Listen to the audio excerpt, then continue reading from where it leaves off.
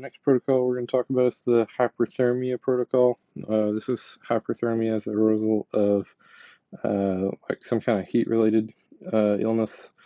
Uh, so like being outside for too long during the summer, or in a hot factory or something like that. So core temp of 104 or greater plus altered mental status is heat stroke and must be aggressively treated. Mortality and morbidity are directly related to the length of time the victim is subject to heat stress. Consider pharmacological causes as well. So, for EMTs, you guys, as always, can do routine patient care. You want to move the victim to a cool area and shield them from a sun or any external heat source. Remove as much clothing as practical and loosen any restrictive garment.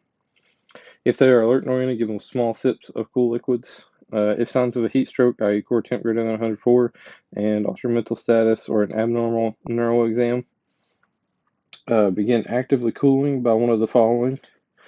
You can do cold water immersion or tarp-assisted cooling, where you get a tarp and pretty much fill it full of ice and water. You can continually mist the exposed skin with water while fanning the victim. If only ice or cold packs are available, apply them to the face, palms, and soles rather than the groin and axilla. So really, the ideal form of cooling would be cold water immersion. There are some places doing this pretty regularly. Austin Travis County EMS in Texas is one of them. That's not always feasible though. So if you can mist their skin with water and fan them, turn the air on in the back of the truck and apply some cold packs. If that's all you can do, that's all you can do. Continue cooling them until their core temp reaches 102 and then stop active cooling to avoid after drop. Heat stroke is a time critical emergency and active cooling should be performed on scene if at all possible. So that's really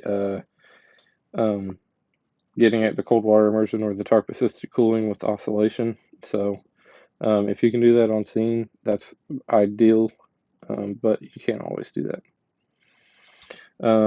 So on the bottom right, you'll see a picture of what they're talking about with tarp assisted cooling or cold water immersion. If you can do that on scene, that's great. Again, we're not always going to be able to do that, but if you're at somewhere like Walmart for a heat emergency and you can be like, hey, we need a tarp and some ice and some water, and they'll give it to you, by all means, go for it. So advanced EMTs administer fluids to maintain a systolic greater than 90 or a minimum age for signs of adequate perfusion.